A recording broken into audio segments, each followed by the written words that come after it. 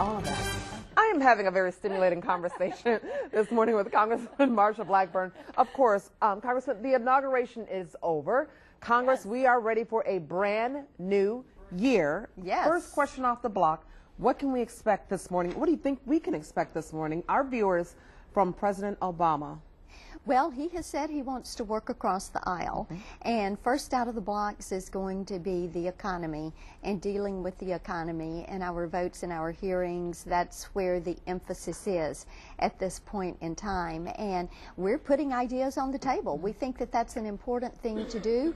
I have my legislation that is filed and is certainly in the mix, and we're trying to push it forward as part of the alternative. You know, I think the American people know you cannot spend your way out of a recession, and they know that, and they know that spending without having some spending cuts in Washington, spending without making certain that you are putting money into the pockets of taxpayers is not going to work. Yeah. How confident are you feeling in reference to President Obama right now? He has a several $100 billion stimulus package plan out there.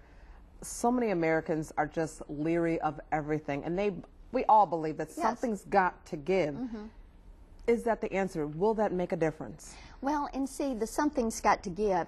That is the main point there, because most of our constituents know that we have a $10.7 trillion debt at this point in time. The past 2 years, we have spent money. We've run up huge deficits the past couple of years, and now our debt's at $10.7 trillion. They know that we have spent Plan A, the Paulson plan, which was over $1 trillion, and now President Obama is talking about another $825 billion.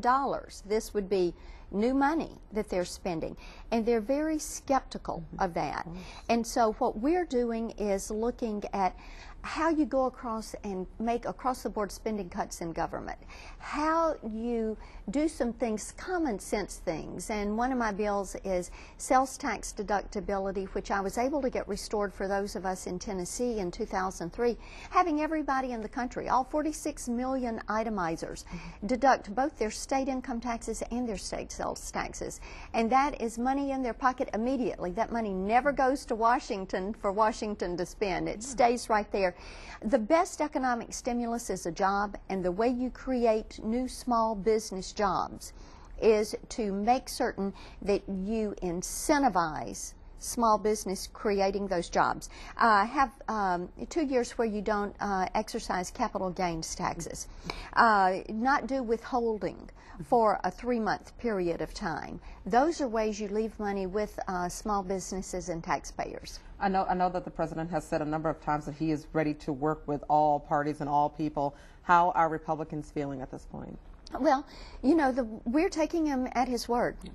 And as I have said, if he wants to be the one who goes in and right-sizes the federal government, gets rid of non-performing agencies, makes certain that government is working efficiently and effectively, I'm going to be there working on that, because I have worked on waste, fraud, and abuse in Washington ever since I went there. Yeah.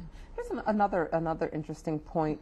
What do you think about the President's decision to now shut down Guantanamo Bay? You know, I'm very concerned about that. When I heard about that, my first response was, where are we going to put them? And that's what because these are not prisoners. They've not broken the law. These are terrorists who have been caught on the battlefield either conducting harm or seeking to do harm. And I got a report this morning that a former Gitmo detainee who had been released into Saudi Arabia had sent out a message that he was now heading the Yemeni al-Qaeda branch.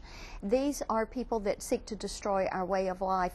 I think we should leave them at Gitmo. We need the intelligence. Our intelligence community needs that. You know, the 9/11 Commission said one of the failings and the reasons for 9/11 was the lack of human intelligence, and that's what we're getting from these detainees at Gitmo. Okay, Congressman Blackburn, she's in the house with us this morning.